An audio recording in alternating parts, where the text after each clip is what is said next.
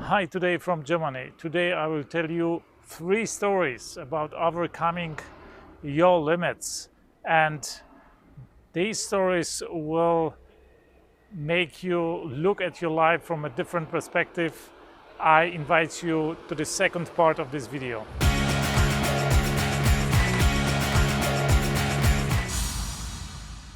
Three stories about overcoming your limits.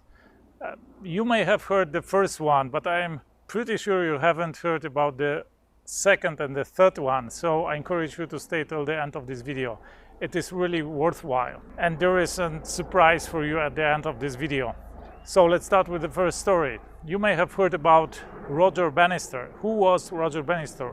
Roger Bannister was the first human being who managed to run a so-called 4-minute mile, meaning he managed to run 1 mile below 4 minutes.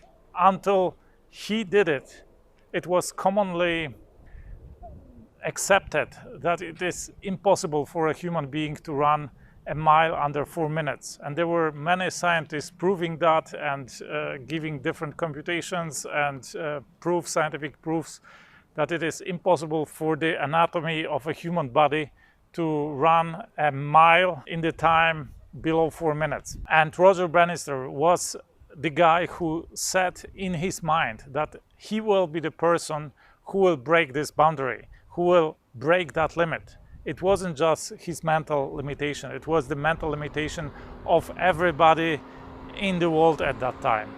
And guess what? In the year 1954, he managed to run a mile below 4 minutes. He did it in 3 minutes, 59 seconds and something. Not even 1 second below 4 minutes. And guess what? What happened then? Within 3 years, I guess 14 other runners managed to run a mile below 4 minutes. Why? Because they knew it is possible, because they didn't ask themselves the question, is it possible? They started to ask the question, how am I going to prepare? How am I going to do it in order to run it below 4 minutes?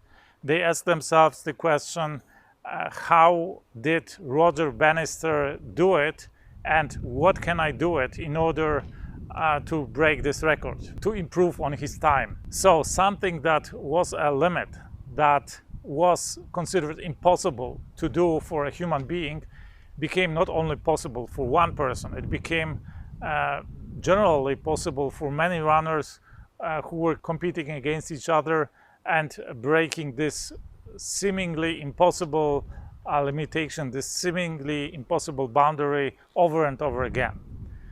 This was the first story. The second story I will tell you about a friend of mine who in our times set in his mind that he will be the first person to run a marathon in the time under 2 minutes. A marathon distance is a 26-mile run.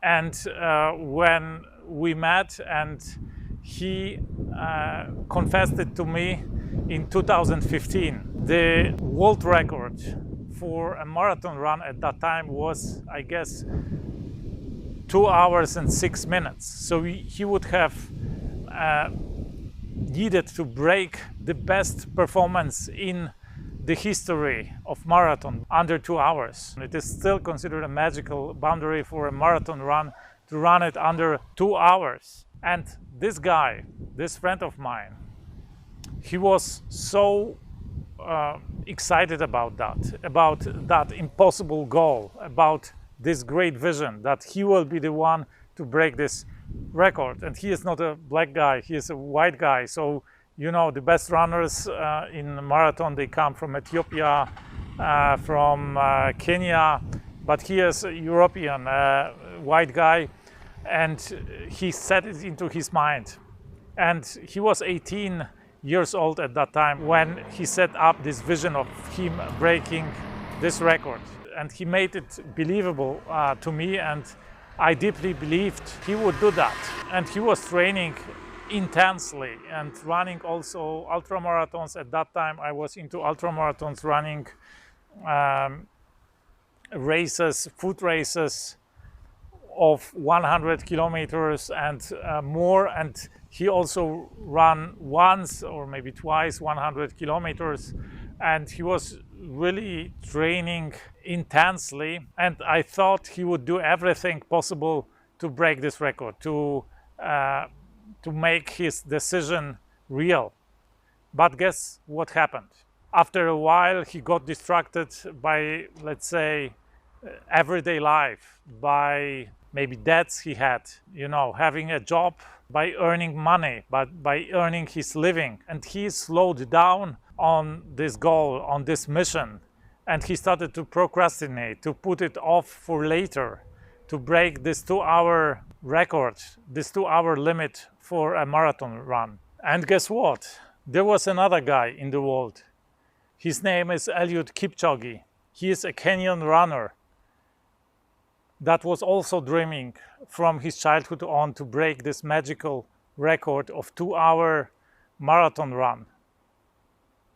But he didn't give up on his dreams. He did everything in his power to reach his goal, to break this magical record, to break this magical limit. And after a while, I guess it was 2 years ago, he managed to really break this record of 2 hours. It was recorded, it is proven that he did it in under 2 hours, but it wasn't in a competition, it wasn't in an environment of a competition, it wasn't a world championship, it wasn't Olympic Games, anything like that. So it isn't an official world record in marathon, and he was using some aid in the sense that there was a car driving in front of him and giving and pacing him, and there were also 2 or 3 pacers that didn't run the full distance. So it wasn't environment conditions like during a competition. That's why it wasn't acknowledged as an official world record. But he is the first person that was able to run a marathon in under 2 hours. And now ask yourself the question, who is the guy who will be remembered? This friend of mine or Eliud Kipchoge, who wrote the history of sports? Who will be noted on the pages of history? Even if this friend of mine now started to prepare intensely, and even if he managed to break this impossible boundary, then he would be the second, the third, the fourth maybe person who managed to do that. But the history remembers only the one who was the first person. So apparently this friend of mine didn't invest everything he had into this mission, into reaching his goals. And this is what I will always talk about. If you don't give 100%, there will be somebody in the world who does, and he will be the one to outcompete you, to achieve something extraordinary, to achieve something historical. And now the third story. 7 years ago, I had this idea to learn from billionaires, and I was looking for a book that was first-hand information from billionaires, a compilation of their knowledge, something like Think and Grow Rich, but on the level of billionaires. Because all the literature, success literature, the literature about entrepreneurship is on the level of millionaires, not on billionaires. They are only biographies of one billionaire or of different billionaires, but each biography is just one person. Nobody has ever managed to get into one book project many billionaires from around the world and make them share their knowledge and compile their knowledge into a success system of billionaire wisdom. And I realized I would need to be that person to write this book, to be the first person who manages to gather many billionaires from around the world for one single book project, to extract their knowledge, their wisdom, and put it into that book. And I did everything possible to make this vision a reality. I invested 6 years of my life. I invested many hundreds of thousands of dollars. into that project. I engaged over 100 people in the project and had to go around the planet several times physically around the globe in order to make this vision possible, in order to make this book reality. And I published this book last year with the title The $1 Billion Secret. I invite you, of course, to read this book. You will find the link below this video. But what I wanted to tell you is that you have to break your limits, because I thought at the beginning it was impossible undertaking. It's not only that it takes so much time, so much money and so on. So you have to get to these people. Only 1 in 5 million people in the world is a billionaire. So billionaires are extremely rare creatures. And you not only need to find them, you have to get to them. They are very protective of their private lives. They have huge organizations below them. You have somehow to get to them, to get through all the gatekeepers, and at the end, you still need to convince them to share their wisdom in your project, to join your project.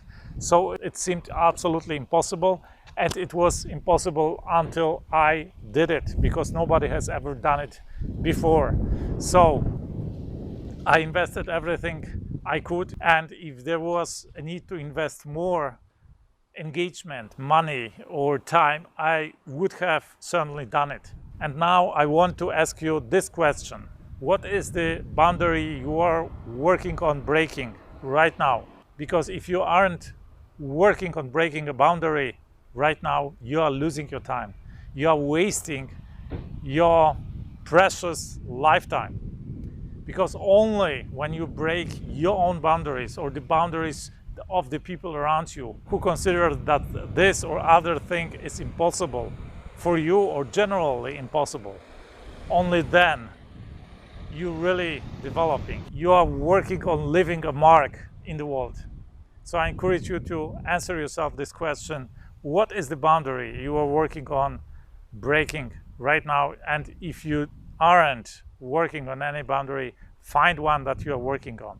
And write this in the comment below. Let's take a discussion. Let's find the boundaries we are working on. For me, the boundary I am working on right now is building an organization of 100 billionaires, a global organization of 100 billionaires. This is something that nobody has ever done before, and this is a goal that I am working on. I am, let's say, 10% into it right now. My organization consists of 10 billionaires. So I made some steps in that direction. I think it is possible for me to achieve it. How long will it take? I can't tell. I will do all my best, but I will do anything necessary to achieve that goal. So leave a comment, give me a thumb up if you like this video, give me a thumb down if you haven't. Share this video with your loved ones, with your friends. One day they will thank you for that. I talk here about achieving impossible goals in your life and business, how to do important things in your life, how the best entrepreneurs in our times think and act, how our self-made billionaires think and act. I talk here a lot about business, about economy, about money. So if you like this video, you will certainly like my other videos. I invite you to watch them. That's it for today. I wish you a fantastic day. Let's do something extraordinary today.